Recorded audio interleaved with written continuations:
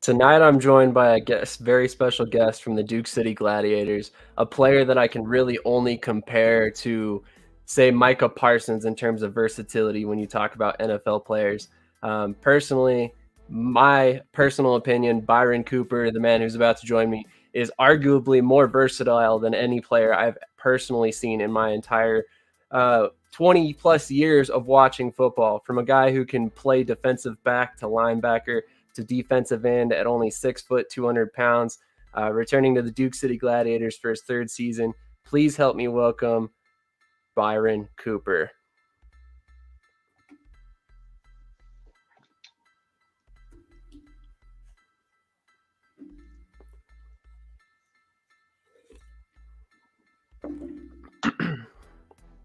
All right, it appears I uploaded the wrong hype video. I apologize for that. There was supposed to No, be no worries.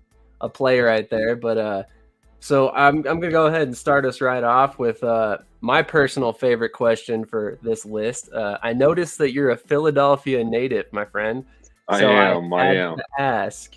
Obviously, you see all this Philadelphia green behind me. Are you an Eagles fan?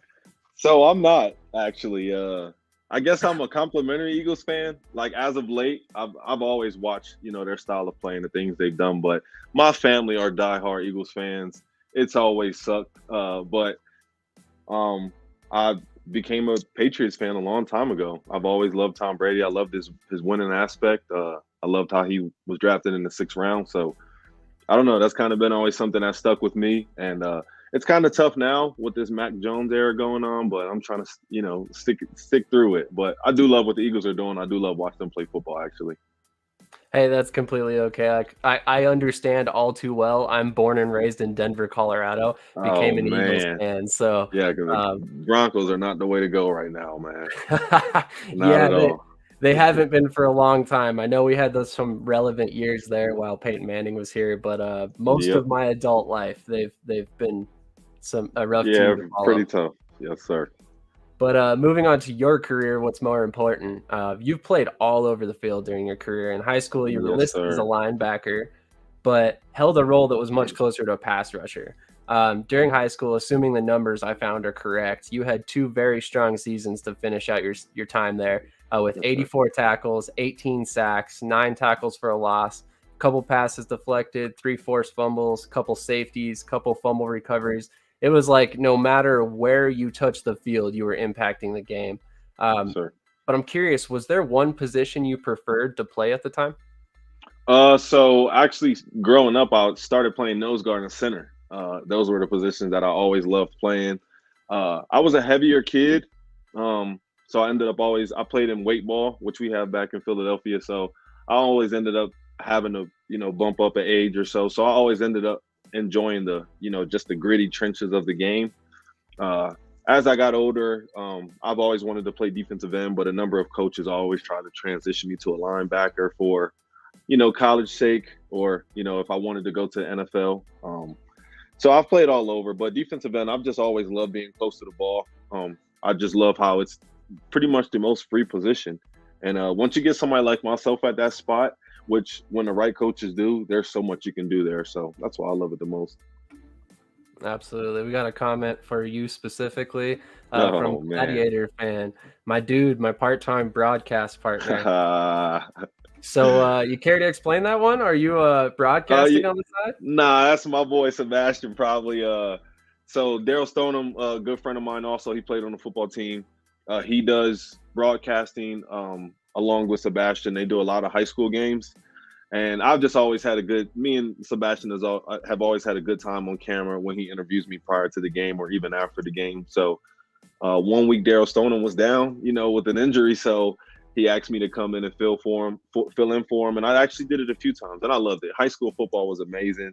I mean, they give you great food, Chick-fil-A, the whole work. So it was fun. So I may do a few more next year. Who knows? That's awesome. That's Yes, awesome. I was sir. not Yes, aware sir. of that. Yeah, it's pretty Always cool, kind of man. fun to learn some new things about the athletes that come on Yes, here. sir. Yep. So moving on to your college career, you end up attending Westchester University in Pennsylvania. For Yeah. those who don't know, Westchester is a D2 program competing in the Pennsylvania State Athletic Conference. So one thing scouts and coaches always bring up is strength of competition. So I was curious, during Yep. your time in college, did you feel your competition was always pushing you to be better on a week in, week out basis? So originally I actually went to UMass my freshman year. Um, Really? yeah, so I had a number of offers actually from UMass that I actually visited, and Wagner, which was a Division One AA that those were the only schools that I visited. But I had a Maryland offer. I was pretty close to a Nebraska offer, and I had a number of walk-on like opportunities to play. But at that time, going to UMass, they were going from Division One AA to Division One A.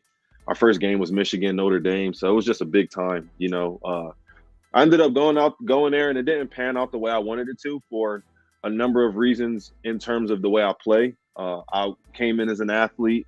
They moved me from safety to corner to linebacker, and then eventually down to defensive end. Uh, and I felt like I started to get some time in there. They started to play me in some practice time. Things started to work out. But then I had trouble with classes. UMass was a huge facility, so it was tough as a freshman. I'm not gonna lie, getting to class every morning. So I ended up being suspended for a week or two. Not suspended, but you get pushed onto the practice squad. So you do more scout team things like that. And I would always harp on them, let me play some defensive end, let me play defensive end. But these were Division One guys who were supposed to be going to the NFL the next year, so they didn't see it fit for me to play that at that time. But one day, a bunch of scouts came and they said, "Hey, you know what, little guy, you want to play defensive end? You go ahead and play defensive end." And I tore it up there, but we just ended up having differences in the program, so I ended up leaving. Went to Westchester, like you said. Once again, went to Westchester, played safety, which I didn't care to play, but the way they had the system, there was a really good coach there named Gerald Toney. He was a really good dude. He taught me a lot of things, and he told me, if you play this linebacker safety position, we can do some things there. I got there. The guy who I was backing up was 6'4", 250-pound, fifth-year senior. He was the first one to practice, last one to leave. Great body, ran a 4.5. He could do pretty much everything across the board. And at that point, I kind of hit a depressed phase where I didn't really care to play football too much more at the time. So I became very combative. I wanted to play defensive end.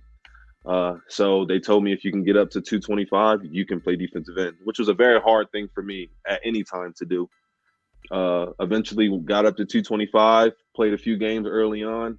And the tough thing about being such an outspoken player is when things aren't going the best, you're usually the person that's getting knocked on. So that's eventually what happened. And I ended up parting ways there and ended up at Widener. Great opportunity. Bill Shuey, he was a coach, and he's a coach now for the Bears. He was the defensive coordinator at the time. Ronell Williams, he was a real good friend of mine, real close friend of mine. He's like a brother to me. He coached there too, so it was just a great opportunity. Jason Henshaw who was also my defensive coach, my defensive line coach. The first guy who didn't turn a side eye to what I did. I walked into the facility and I saw a lot of guys playing defensive end that looked just like me. So I just knew it was a place for me, and it worked out. So yeah, I loved playing at Widener, quite honestly. Absolutely. Yes, One of my questions you kind of just answered, so I'll skip over that one. But my next one would be, being that you're a Pennsylvania guy originally, and you were kind of listed as a smaller defensive end, but like you said, you kind of started out at defensive back because of that. Yes, Was a guy like Troy Polamalu ever an inspiration for you in the terms that he played the game? He was a safety, but he was more of a pass rusher linebacker type. So man, I have some plays from Westchester. And it's funny that me and them actually didn't end up working out because I was wearing number 41 at the time. I was a defensive end, and they had a package where I would go to linebacker. And we were getting not beat up on, but we were losing to a pretty good team, and I just told the guys around me, just step back. I'm about to do something. And I legit jumped over the top of the guy. I'll send you this play when I get a chance, but jumped over the top of the guy, made a sack. So he's always been somebody I've looked after. Always, Brian Dawkins has always been a big player for me, but I've always been a Lawrence Taylor guy. The way he's played the game has always been what I felt like I was able to do or bring to the game.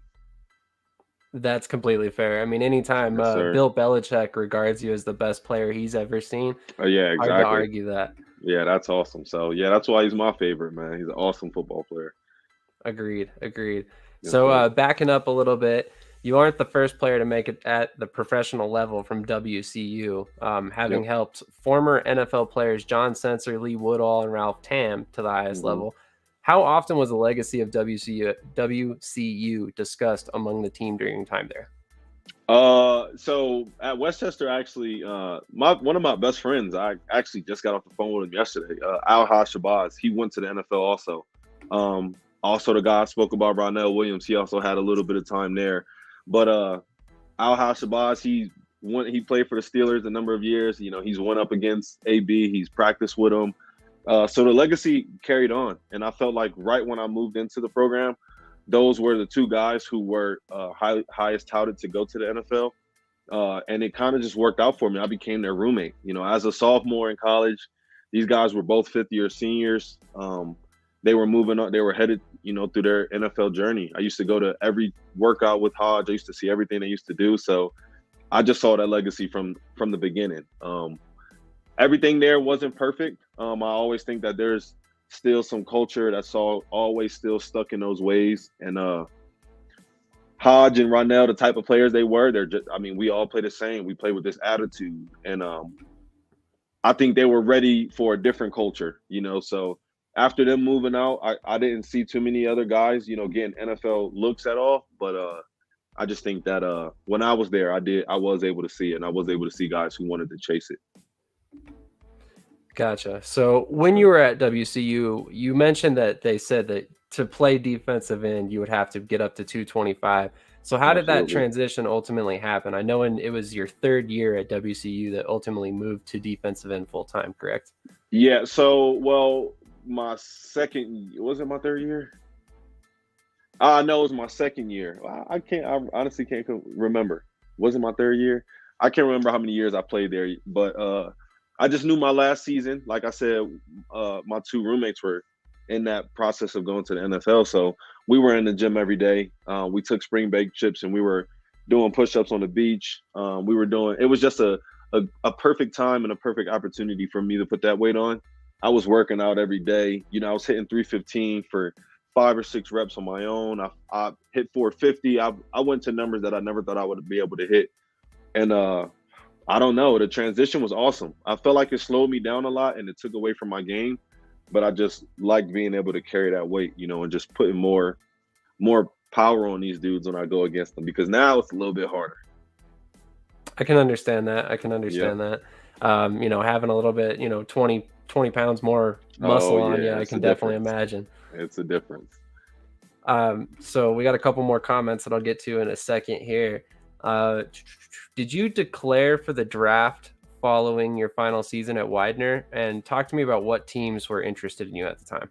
So yeah, I actually did. I actually had an agent at that time. I went through the whole hoopla with the different pro days and workouts and stuff. But I ultimately went to Temple's pro day. They had Hassan Reddick was leaving that year. Deion Dawkins was also leaving that year. So there were a number of really good players that were there at that time. So the Browns, the Vikings, and the Cardinals. Um, the Cardinals in specific because Hassan Reddick was a player who I played or we played similar alike.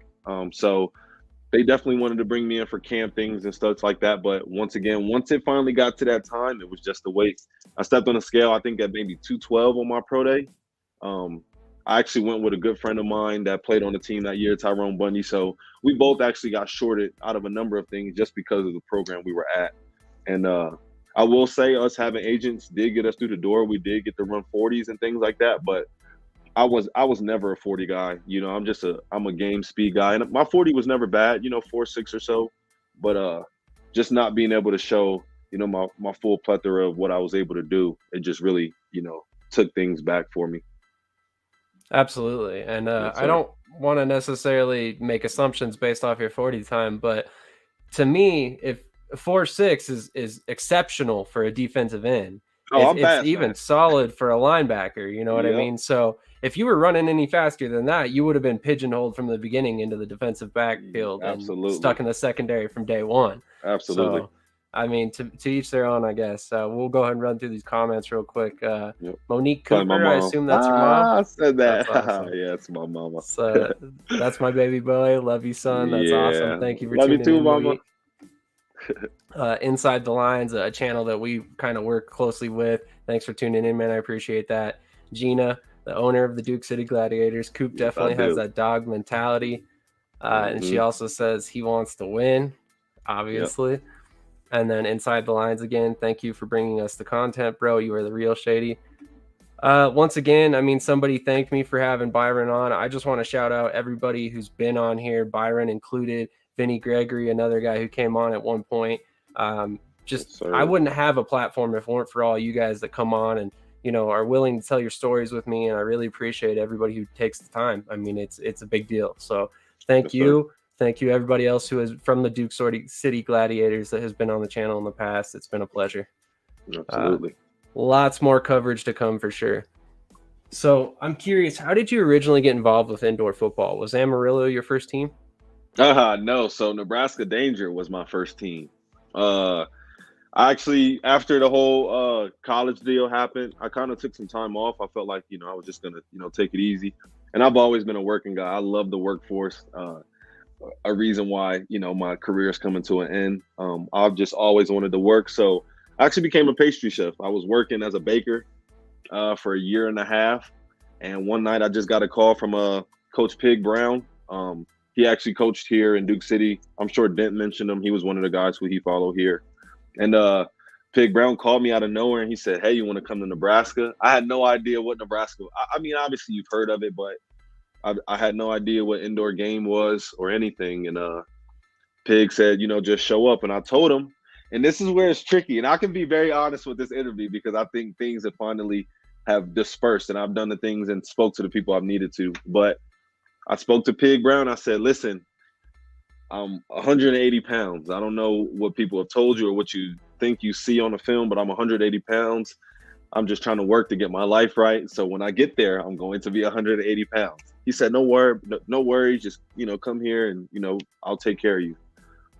When I got to Nebraska Danger, I will have to say that was the most amazing football atmosphere I had ever been in. I mean, there were 60 guys on a 21-man roster. And I can't say I wasn't oblivious to it, but I had no idea that there was, I mean, obviously there have to be cuts. But, you know, this is my first year, you know, coming to a professional league. I'm thinking, oh, I'm still the best from college. 60 guys sit down in there. We all introduce ourselves. About 10 of them say they're linebackers. About 15 of them say they're defensive linemen. So I'm kind of confused. You know, it's a lot of people here for, you told me I was going to be a linebacker. Long story short, he allowed me to play defensive end. I had a coach named Zaby Jackson at the time. Another guy who just couldn't get down with the way I played the defensive end position at my size. I lit it up out there. I absolutely lit it up. I loved it.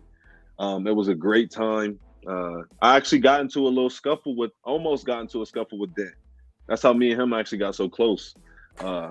We were out there, you know, it was just a lot of animosity, you know, a lot of guys out there. And it wasn't nothing personal. It was just, you know, football, you know, just getting chippy through football. And obviously now he's one of my closest friends. He's my roommate on the road, so all our road trips. So that's like my brother. But I went out there and I ended up having to fight for my my manhood more than, you know, my position on the field. I was tested every day, you know, because of the way I played the game and because of the way I, you know, broadcasted it and I let guys know. And we ended up parting ways. We just had some differences up there. Anybody who's played with me, that's when I played with Devontae Sapp Lynch, Greg Dent, you know, a number of different good players. And any of them will tell you that I was lighting it up. It was just a great time. I loved it. But we ended up parting ways. I went home and I got a call from Amarillo Venom. And that's kind of how this whole thing just went into motion. Interesting. Yes, I never found anything about you being on the Danger, so that's kind of odd. Oh man, I've got a full highlight tape from there. I actually had to do some. Man, it's beautiful that I can talk about this. I had to do a little shiesty stuff to get my film from the Danger, you know, because they didn't want me to play elsewhere, you know, so they didn't help you with the film after the fact. Once I was released from the team, I would ask these guys, hey, can I get the practice film? Guys that I was cool with would tell me, hey, no, I don't want to lose my spot, this, that, and the third. And then one guy, he asked me to make a highlight tape for him because I have been making highlight tapes for some time. And man, I logged onto that thing so fast and made myself a highlight tape. And I hadn't talked to that guy ever since. And then I made that film, and it kind of just bolstered me to where I'm at now. That's an awesome story. I love that it's you pretty were able funny, to tell man. that here. Yeah, absolutely. It's pretty funny.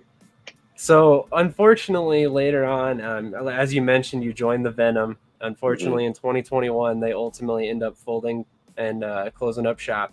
Did this catch you by surprise at the time, or did players kind of have an idea it was coming? So there was kind of a sign, and I think the biggest sign was Nate leaving, because Nate was, he was Duke City, and not Duke City, he was Amarillo Venom, so when he left, and so what really showed it is I did have a full season with the Venom. Me and Nate were able to play, what was it, 2019, 2020, whichever year that was. We had a great year together. Me and Serta were the two guys in that league. I think we were, Fred Griggs was still playing at that time. Sherman Carter was still playing at that time. Robert Kent was playing at that time. So I faced all three of those guys in the same season, so we played against them. And at the end of the season, a lot of, different faces started coming out. Guys with nice suits would start coming to our after our wins and stuff. And we would also see them at the Duke City games. The games would be packed out. So I kind of had a feel that at the end of that year, somebody was moving out of the league, to go to the IFL. And there were rumblings in the league, obviously. And as soon as that year was over, Pig Brown actually became the head coach of the Gladiators during that pandemic season. And I was supposed to come to the Gladiators in 2020, but the IFL had left such a nasty taste in my mouth once I left Nebraska. So I just thought play it safe and stay with the CIF. Ultimately, both teams ended up folding. And it was a bit of a culture shock, but what I will say is I found an amazing job at that time. So I was considered an essential worker. There was nobody on the road, and I just loved it. I loved living in Amarillo. I loved waking up there. This always sunny skies. I miss it. I would definitely move back to Amarillo at some point, but yeah, that's pretty much it did suck, but it helped me out a lot in terms of, financially. Definitely understandable. I was also one of those essential workers during the COVID pandemic. So it wasn't too bad. There was pluses and minuses to it for sure. Absolutely. So we got some more comments. Obviously, you've got a lot of support out there. Plenty of people tuning in. So Wayne Robinson, gang, my brothers. D. Darren Brimes. Speaking of which, buddy, I would love to have you on the channel. Oh, yes, you would. Watching, please contact me. I would love to have you on. So Gina, again, in Byron Cooper style. Greg Hancock, my guy, formerly of the Tri-City Rush, going to be your running mate this year. Another small guy that can play all over the field. Small, quote unquote. Brianna Cooper, your older sister, it looks like. Yep. And then Gina, one more time, talking about the 2019 playoffs. Yeah, that time. Yep. So after the Venom decide to fold, you're part of a large group of players that end up going to Duke City Gladiators. Was that one of those things where you guys planned ahead of time, hey, this is where we're all going, or did it just kind of happen that way by design? Maybe on the other side of things. Not at all, actually. It actually happened the complete opposite. So there were only 3 players that ended up ultimately coming to Duke City from Amarillo. That was Nate Davis, Xavier Amy, who was an excellent receiver, and then myself. But it happened a lot differently. Once that season kicked off, people were still timid about how things were going to go, how the traveling was going to go. And it was just a weird setup at that time. And quite honestly, Serta was still their guy at that. I was still in the linebacker. So I came out playing linebacker for Amarillo Venom. So when Duke City looked at me, they still saw me as a linebacker. And starting that season, they had Serta. He was healthy. He was good to go. So I told myself I was going to go to the Wichita Force, whose season started just a little bit earlier. and went to Wichita. Another just a differences thing. I went out. Me and my boy actually we were going to go to Omaha, but we both just sat there and we actually that was a perfect opportunity for us. We had almost every coach from the CIF wanted us to go to their team at that time, and me and my boy Demario Donnell we just sat and said, you know what, let's go to Wichita so we can change the culture. Uh, we got there, we sought to change the culture, and that's what we went after, and that's exactly what we're doing within that first half of the football game. Um, Ultimately, I ended up having a meeting with him after that game, and a lot of things that I said rub people the wrong way. I would say this isn't the same Wichita Force that they used to be, or uh, this is a new day and age. We're not losing anymore. Certain things like that, and that really hurt the owners, which was kind of confusing to me. And then we had coaches who I just had differences with in terms of the way they wanted to play the game. And the arena game is completely different than the outdoor game. And they try to play us the same. But I had one guy that was willing to speak up myself, and then I had 7 guys who just wanted to play football that year. So they said nothing. They just let it go. And I ended up being the odd man out. So I moved on from that situation. And once again, I was going to go to Omaha. But something just told me not to go. I just stayed patient. I went back home. I went to Amarillo. We had a 7-game season. Julian Reese, one of the best coaches I've ever had in my life, allowed me to play defensive end because I told him, listen, man, if I play arena, I want to play the defensive end. So he told me, come in, play these 7 games, and then, we'll let you do it. So I went to that. That may be the first season I topped 20 plus sacks, and it wasn't a widely known league. We had the Warbirds, we had the Valor, a few teams like that, but it was just awesome that year. And CERTA actually went down early in that season. They had maybe 8 or 9 guys who had played linebacker at that time, Mac for them at that time. And finally, Robert Kent called me, and I actually had a talk with Nate. And he said, look, man, 6 more games left. We could use you. I told him I was hurt. I had just broke my thumb. I was in a cast. My MCL, I had just sprained my meniscus, so I was beat up. They said, listen, the things you can do, we just want you here. So I showed up. We played against Naz the first game, 71-11. I think we gave up 3 points. And from there on, I've loved the culture of Duke City. It's just always beautiful to hear about them and then finally be a part of it. That's amazing. That's amazing. Yes, Talk about a long journey. Yes. Speaking of which, several of your teammates are tuning in. Speaking of which, this seems like a perfectly good time to announce Mason Newton will be on the channel next month, January 15th. So he is a defensive end as well from the Duke City Gladiators. Then we got D. Darren Prime saying whenever you want. We'll have to talk about that for sure. Hit me up on Facebook or Instagram somewhere. Nate Davis, former guest of the channel, the amazing Nate Davis. Good old Venom days. Sir. It's been a long journey. Man. And then Greg Dent as well. My dog is the real deal. Where are the cats at? I got 2 cats. They're right there. Gotcha. So with that being said, this seems like a perfectly good time to play your highlight reel from this past season. Man. It was an amazing season at that. Definitely. So it looks like my numbers were a little bit off. I thought you only had 8 sacks and I think it was 18 or 17 and a half tackles for a loss. Nah, so it kind of got tricky there at the end of the season. There were guys that weren't even close to me and CERTA that ended up passing us. It was so much going on, but it was a good year overall. The stats really don't matter to me anymore. I felt like me and CERTA, we got jerked for those conference, awards and those whole first team, second team deals. But it was just a good year, man. We enjoyed playing there. Absolutely. So, I mean, even with you saying the stats got a little goofy, you ended up, I think, 3rd in tackles for a loss. CERTA was 2nd, and you were 3rd in the league in sacks. Yes, sir. And it looks like by those numbers, if they were incorrect, you were only a half a sack away from 2nd, if I'm not mistaken. Yeah, so I believe I was 1st in sacks, but it was a lot of stuff that, it was just weird. But I'm going for 20 this year, so I'm not going to complain about it. Sounds good. I'm in for the 20 sack season. That's for sure. Oh, absolutely. I mean, I think honestly, this is a defensive line. This is the first defensive line I've played with that I believe there are multiple guys. We can have 3 or 4 guys in double-digit sacks this year. I would agree. Like I Absolutely. said to you off camera, I'm extremely excited about the roster you guys are Oh, it's building. I going to be mean, amazing. offensive and defensively, It's going to be amazing. 100%. Yeah, So, and I'm excited for Mason too. He had a he had I would say a more complimentary role last year.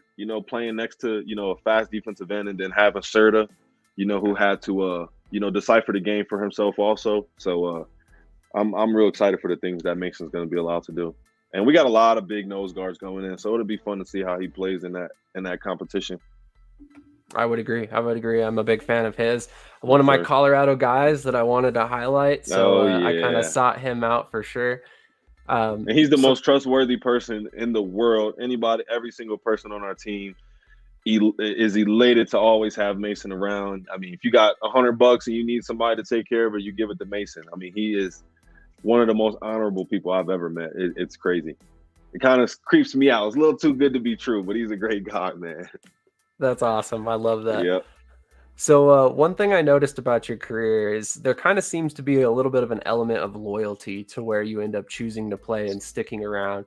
Uh, Yeah. you seem to kind of stick with the team for a while. What is it about this like tendency to stick with and kind of build a team over year? Oh, I think it's more of a family thing. Coming up, I played for my church's program. And I didn't play high school football until my sophomore or until my junior year of high school, just because I wanted to play Little League for so long. I just loved being with those guys. But that's a perfect example with this year. There were a number of teams, across the IFL, and we don't ever have to discuss numbers, but everyone knows what you're making, to an extent, and people are always trying to surpass that, So there wasn't a dollar, that would have gotten me to leave Duke City. There wasn't a housing situation, a job, or anything that was going to get me to leave Duke City. Like you said, man, my loyalty, I'm loyal to a fault. The guys I've met here have literally changed my life.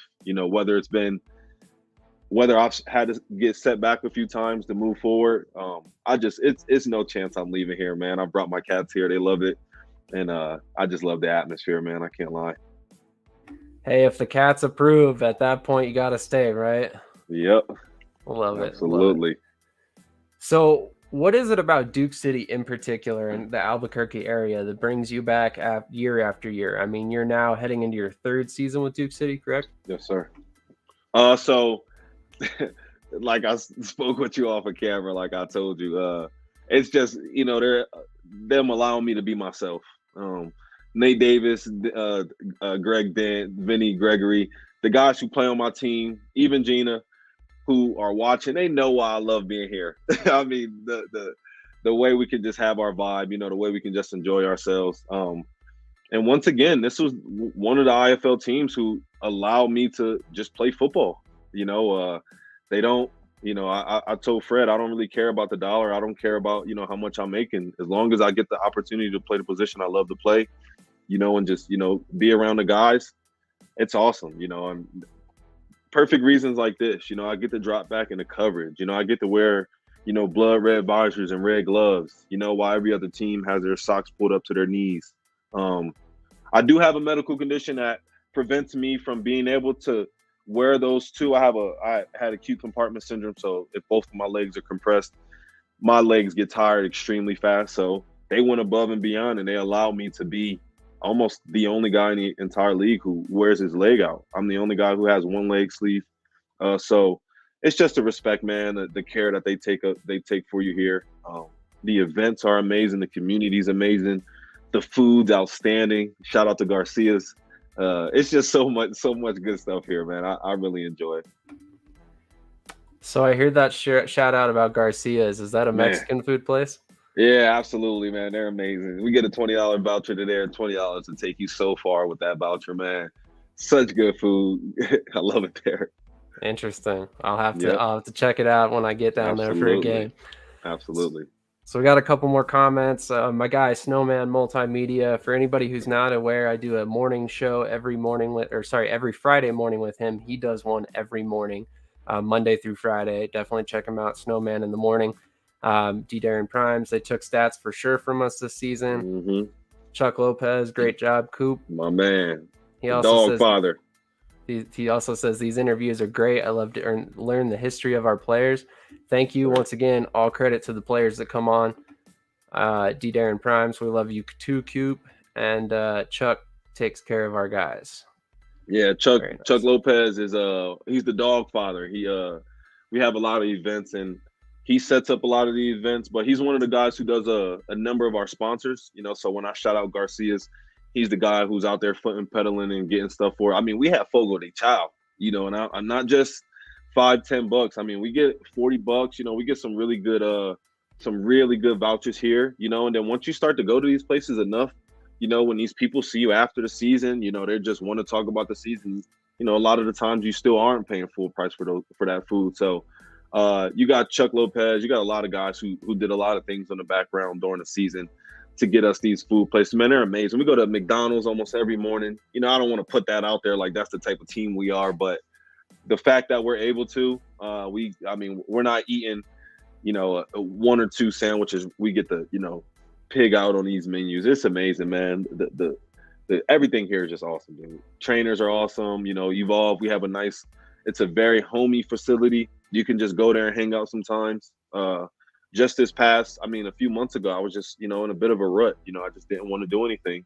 And Greg had some treatment. So I said, you know what, I'm going to just tag along with you because I always get a good feel when I go to Evolve. And I went there, man, and it just brought me back, you know. So it's just the culture, man. The atmosphere is beautiful. That's amazing. That's amazing. Yes, that's exactly what you would hope for in a home, basically. Absolutely. Have you ever heard of Balloon Fiesta? I have not. Oh, man, dude. They have this thing at the end of October, I believe it is. And hot air balloons are big out here in New Mexico. Mm-hmm. And, man, they send up thousands and thousands of balloons into the sky. So you can see them pretty much from anywhere you work. Man, it's awesome out here, man. It's really dope. That's awesome. What better way to sell the city to future players for Duke City? I mean, basically, hearing you talk about it, I'd like to go visit myself. Oh, it's definitely awesome to visit, man. It's what you make it. You know, it's a lot of opportunities for us guys here. 100%, and that's what's ultimately most important.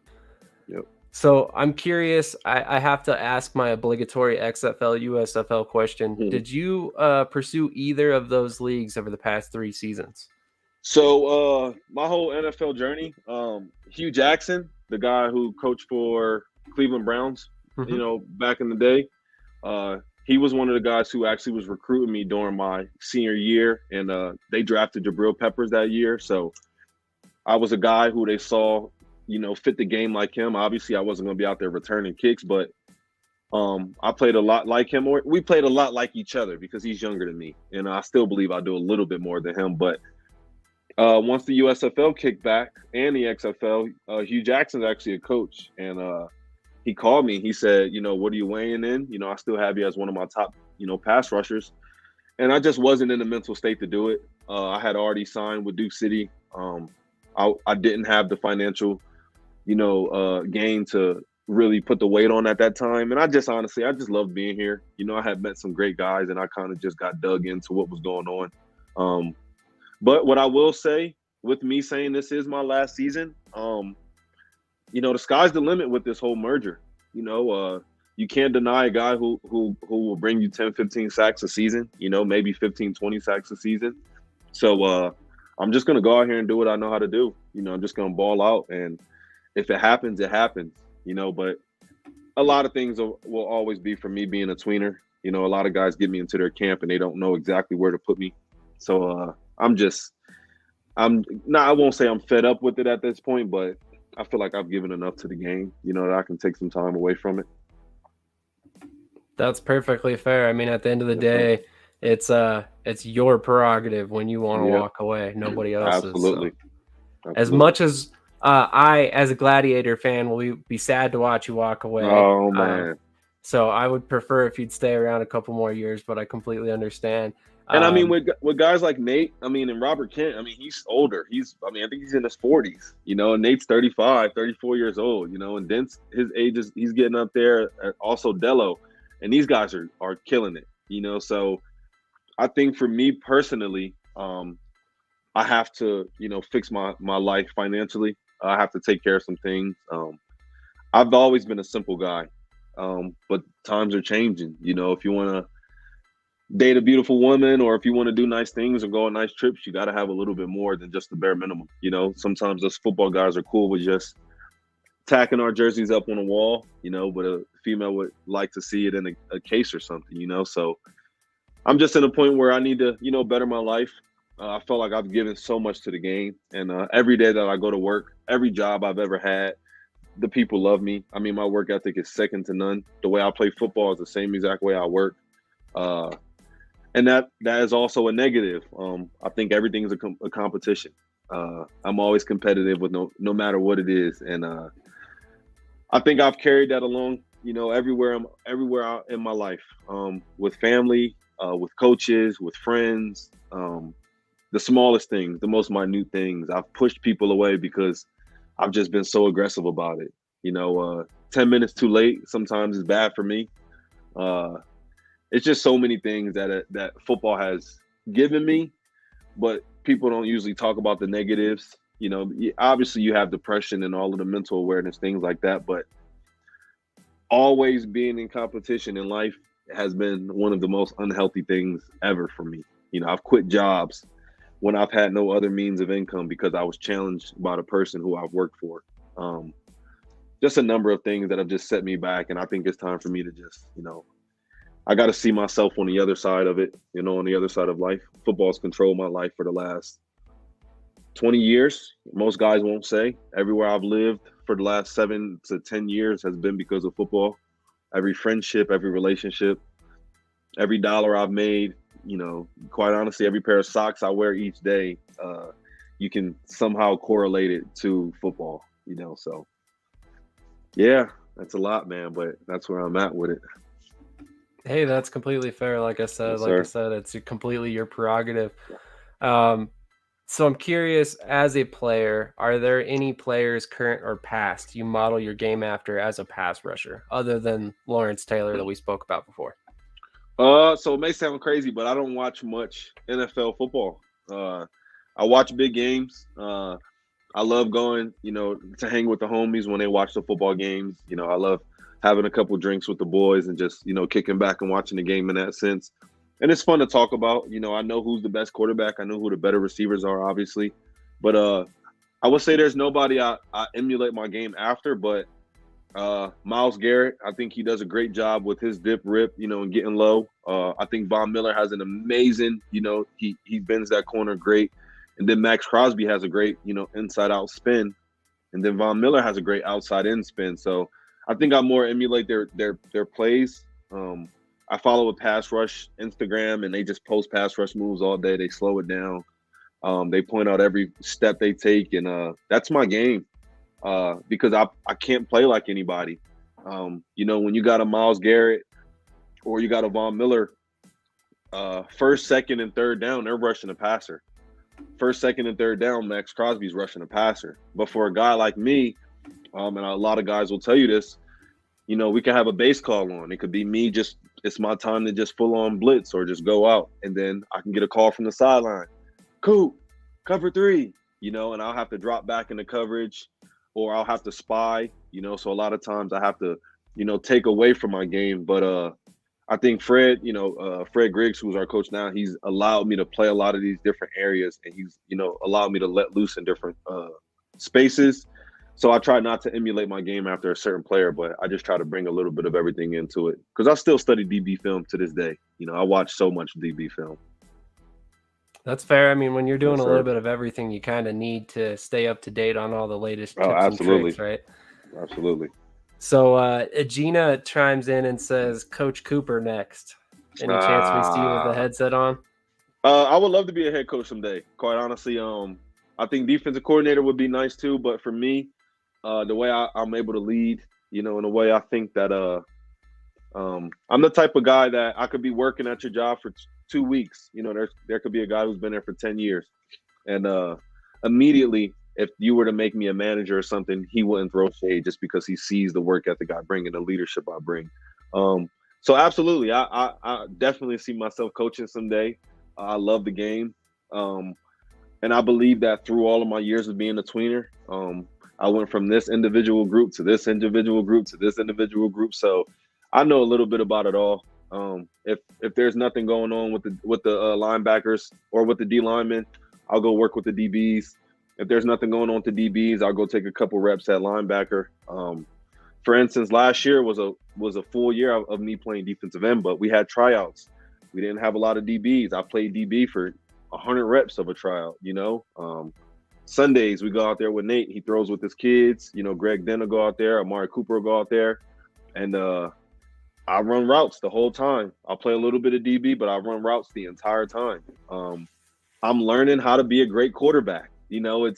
It's just me studying the game now. I sit there behind Nate, before, he does his drills, throw from the left, throw from the right. I know when the ball's supposed to be coming, 1, 2, 3, let it go, so I'm just studying, I'm picking it up as much as I can. And I definitely want to give that back someday.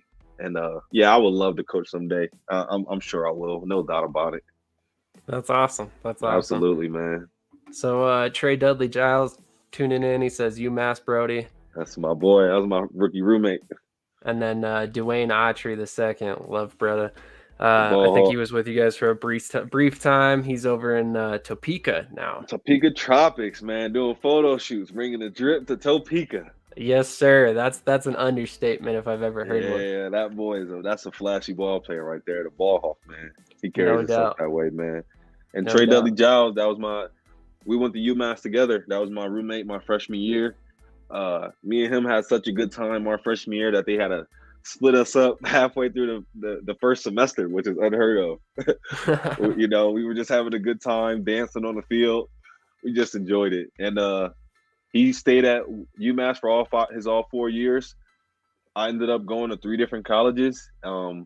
He ended up playing for Omaha. I ended up playing for Amarillo. And then last year, he ended up playing for Duke City with me for the last 3 games. So it just all went full circle, man. That's all very nice. Circle. Yep. Very nice. Dwayne Autry says, all respect and love, of course. Absolutely. So to me and many others, rushing the passer is kind of like an art form. I mean, watching a veteran pass rusher who's meshed his knowledge of the game and many moves in his toolbox is simply amazing to watch. I mean, guys like Von Miller, Khalil Mack, Nick Bosa come to mind right off the top of my head, which is why the term sack artist has always made so much sense to me. With that in mind, is there any one particular coach when you look back who was more influential than the rest in teaching you this art? Yeah. So Jason Henshaw, I'll always give it to him. He was my defensive line coach at Widener, my final year. Like I said, I couldn't get mad at anybody for their reasoning. Once I walk into your program at 180 pounds, especially a Division I program, and you have 350-pound defensive ends, it's hard to want to coach a guy like myself.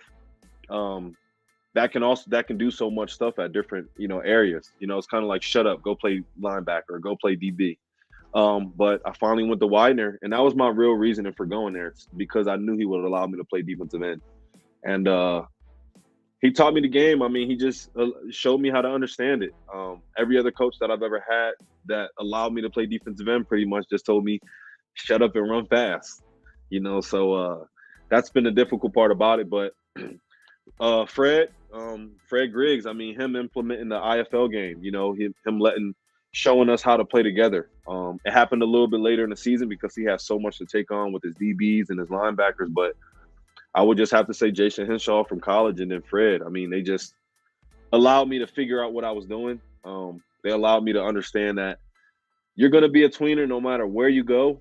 But I'll allow you to play this position if you play it the way, that it's intended to be played. And, they showed me that, calmed me down a bit. So I would definitely say those two. The only 2 people who really gave me the fair shot to play the defensive end position. That's completely fair. I was going to say, when you look at your college career, it's like night and day, when you're at UMass, when you're at Westchester, you didn't really see a lot of playing time, it seemed. And then you get to Widener, and it's like explosion of statistics. And, all of a sudden you're the best pass rusher on the field. It's just amazing how much a coach can change a guy's trajectory of his career. Oh, absolutely. Absolutely. And I think I would have worked out if I did just shut up and play will linebacker, I do wholeheartedly believe I would be in the NFL right now. It just wasn't a choice that I was able to make at that time. You know, I was young. I still wanted to play the position I wanted to play. Uh, you couldn't tell me anything. I had Division One offers. It was to the point where if I left UMass, I can go to another Division One school. You know, so I was just so in my head at that time. I never really listened to the old guy telling me I've coached in the NFL before. You know, if you play linebacker, I'll get you there. You know, but I just was so stuck on wanting to play defensive end. And ultimately, I'm here, still kind of fighting the same fight, you know. But I do believe it was the right choice for me. You know, I believe it allows me to play the way I'm accustomed to playing. That makes sense. Yes, So obviously, versatility is a big part of what makes you so good. However, what is your biggest strength outside of versatility, you would say? my communication, absolutely, and I think all of my guys will tell you that. I just before the play, I'm the guy who's 2 by 1, back left, alert the screen, you know, check this, check. If you come to a game, if you come to a practice, man, I'm nonstop communicating. Uh, I do like to take myself out of the game sometimes, you know, in terms of playing wise. It's kind of unfair down blocking me every play. It doesn't, you know, it makes it a bad situation for the other team because having a defensive end, I can just scrape off that edge so fast. And we do it in practice. And I truly don't believe that I get anything out of it, nor does the offensive line get anything out of me just darting back there, you know, interrupting the play. So a lot of times I'll just sit back and I'll just communicate. You know, I watch a lot of film. So film and communication. I mean, Nate taught me this also. I'm a film buff, man. I watch film through and through.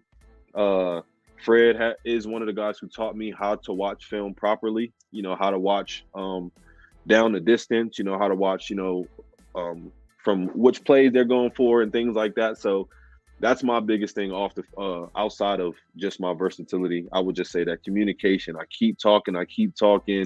You know, I'm the type of guy that'll say, you know, a guy will come to a tryout or a guy will come to a workout in some a funky type of sneaker, or his cleats won't be tied, or anything. He could have on ugly color tights. You know, I'll tell him, you know, he's not getting the ball because of the way he's dressed, or you know, Nate doesn't trust him, so he's not throwing him the ball, or you know, just a lot of things, man. I'm real chippy. I like to get in the guys' heads, but it's really that communication thing, man. Communication is my biggest tool.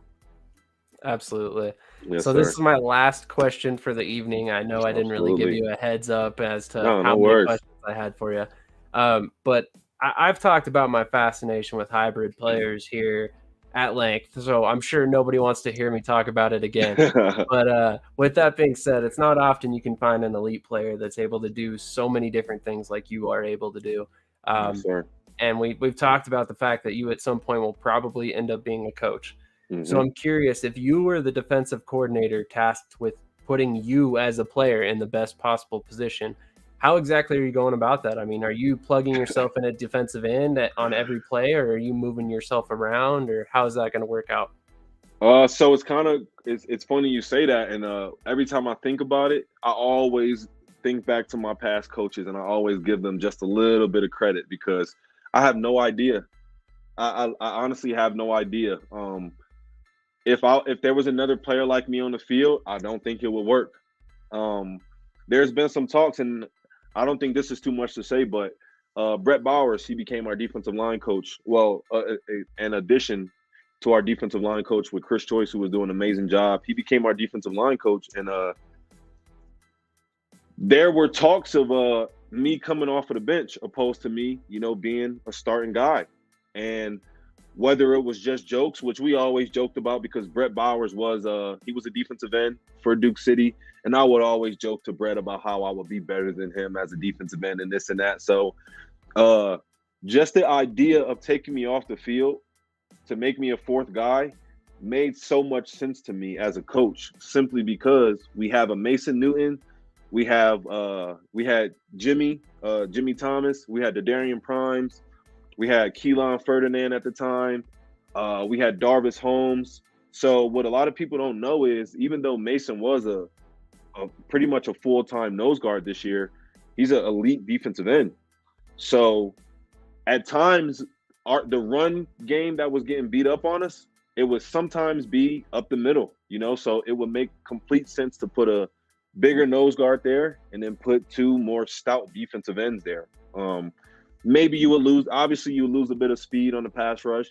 Obviously you lose the ability to drop, a few of your defensive ends into coverage because that's not what they're most comfortable doing. But in all realism, it would have been a great idea for me to be the fourth guy coming off, once these guys got tired a little bit. And quite honestly, that's what the Darian Primes ended up being. He was a great, I hate calling him the backup because he was such a great utility guy. He started a number of games for us. He always joked about, oh, don't worry about it. I'll come in when you're tired so I can get up on him.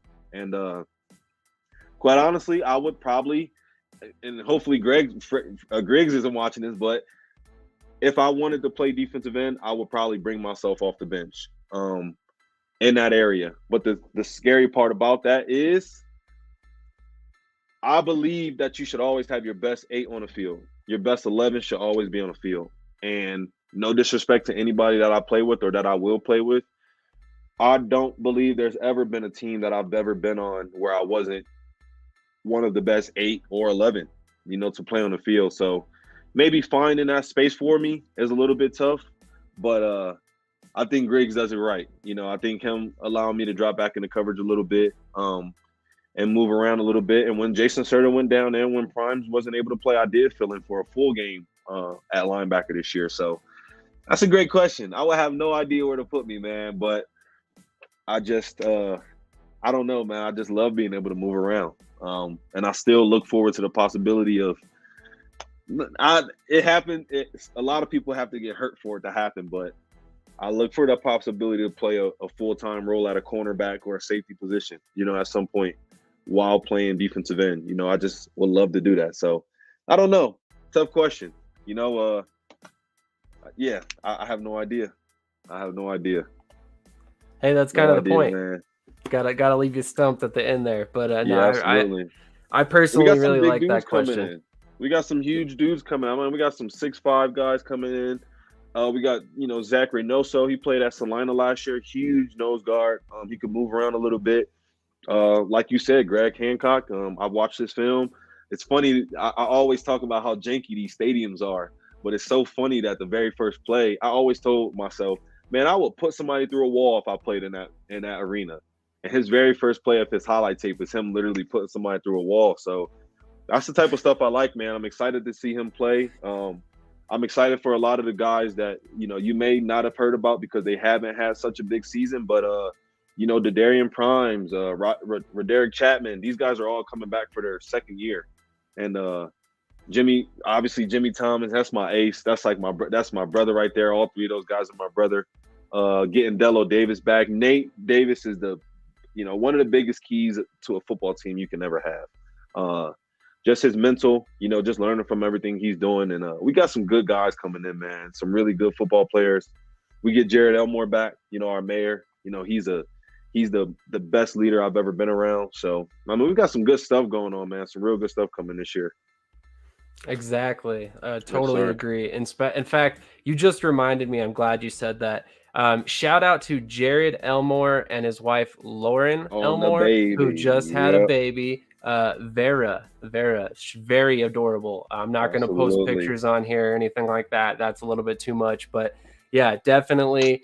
Congratulations to you guys. Super, super excited for you guys. I don't know if they're first-time parents, but I they are first-time parents. Yeah. Oh, that's even better. Better. So exciting for you guys. Yeah. And shout out to Coach Griggs. Also, he had a baby recently. Also, baby Maximus. Oh, really? He had a boy. Yes, sir.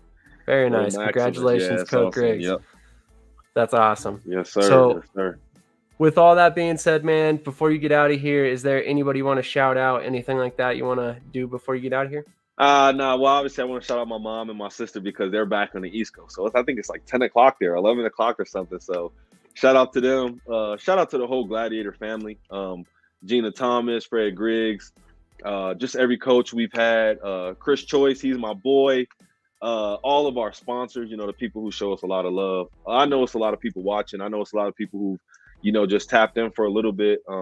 I appreciate everybody. Gina Thomas has given a lot of people homes when they've had nothing. She'll let you hold her car. She's let us done some of the craziest things. Best owner in the game. She's very involved with people's lives. So just shout out to the Gladiators, man. I mean, everything they got going on, and if you're looking to play for a football team, or if you're on that brink, if you've gotten a call from the Gladiators, man, I'll tell you, this is the place to be, man. Excellent opportunities, great people to meet. It's a lot of money here in Albuquerque, man. It's just the opportunities are endless. So I just want to say shout out to everybody, and shout out to you, man. You're doing a great job. Giving a lot of guys, like, I know sometimes Vinny will feel like the smaller guy on the team. He'll feel like he may not, get as much recognition, but Vinny was an amazing asset for us. So I love that you give those guys a platform to be able to speak, because quite honestly, and I'm going to go back to it this year, and I'm sure a lot of my veterans can agree to it, but next year, a lot of guys aren't going to have voices on our team. I mean, we had a year of just everyone speaking. Yeah, everyone had a motivational talk. Everyone just felt like they had something to say, but I would really love to go back to that old gridiron football where your veterans are the guys who speak, the guys who are putting that work in, who've been through some stuff. That's who speaks. And I just think that you give a lot of these guys, a great platform to be able to say what they want to say. And that's my piece right there. I want to go back to the nitty gritty football, just hard nosed football, and just, like I said, it's my last year, for anybody who didn't hear it, I just, it's time to, take myself easy. I'm playing on some injuries, physically and mentally, so I just feel like I'm ready to play through that, man. So just shout out to everybody who's been around for the career, for the season, and who has supported, who's allowed me to do what I do best. That's amazing. Well, thank you Yes, for sir. that recognition. I personally don't think I deserve it, but Oh, whatever it absolutely, takes. man. Absolutely. You brought a lot of guys together, man. There's a lot of guys who've added me, a significant amount of guys who've added me. And I go back and I look and I see there are a lot of the guys that you welcome, as new guests. People love this Gladiator way. As much as people won't be able to get down with it until you actually see it. The Gladiator way it's unheard of, man. It's really a real deal. We would love for you to come out, man, and enjoy some time. We can always set you up, get you hooked up on these sidelines, man. Get you some drinks. It's a great atmosphere, man. A great atmosphere. Definitely, I will be doing my best to make it down for a game this season for sure. Absolutely. I mean, if anything, the championship, because we'll be there in Vegas, so that's a great place to be. Henderson, Nevada. I don't know the date, but we'll be there this time, man. I really hope so, man, especially if it's going to be your Absolutely. last year. Yeah, With that that's being all I'm waiting said, for. hashtag win it for Coop. I think that's a good thing to get trending out there. Let's definitely put Byron Cooper here out the right way. Put a ring on his finger right before he leaves the game. I need one. Definitely. Well, thank you for everything, man. It's been a pleasure learning more about your career and talking with you off camera. Stay in touch, man. Even if you're not in the game, I would love to, keep in touch. Oh, absolutely, absolutely. And I'll get on to Darian, because he's terrible with responding. So I'll make sure you guys set up a date and you get them all hooked up, man. I appreciate that. Thank you very much. Absolutely. Appreciate you, Sam. Absolutely. Have a great night, man, and I'll catch you later. So once again, guys, that was Byron Cooper, the man, the myth, the legend. Quite honestly, the things that he's able to do on the field with the size that he is, I mean, only being 6 foot, 200 is just unreal. When I speak about his versatility being unrivaled, I truly mean that. It's not something that I'm talking him up or saying something that's not true. I mean, you watch his tape and it's just, it's literally unreal to see the things that he's able to do. I got to be completely honest. I mean, I became more of a fan of him as a player, doing all the research throughout his career, seeing the things that he's overcome and what he's done to get where he's at today. So it's been a pleasure. Once again, thank you so much, Byron, for coming on. Thank you to the Duke City Gladiators for letting me cover the team and being so in touch with everything that's going on here. Producing that graphic today, that was quite awesome. I haven't ever had a team do that prior to this, so that was awesome as well. We've got a couple more comments I'm going to roll through real quick. Lorenz, my guy Lorenz from Topeka. My guy, playing against him every practice last season definitely helped my game tremendously. Much respect, leader on and off the field. Darren Prime says, once again, I'm glad to be your backup starter. Most definitely, congratulations to Jared Elmore and the family. Brianna Cooper, yep, love you, baby bro. So proud of you. Can't wait for the season to start. I am for real though. He's like that for real. Dwayne says. And then one last comment. Thank you for highlighting my baby brother. You're appreciated. Well, once again, like I said before, really the appreciation goes to the players that come on, because quite honestly, I wouldn't be here if it weren't for them. I started doing this as an opinion thing about the NFL. Now here I am covering the IFL closer than any other league, and I personally love it. So I'm excited about the future of this channel. I'm excited about the future of the Gladiators, and I'm looking forward to a championship win for Cooper this season. So definitely thank you for all your support. And here's a little bit of a hype video to take you out the right way.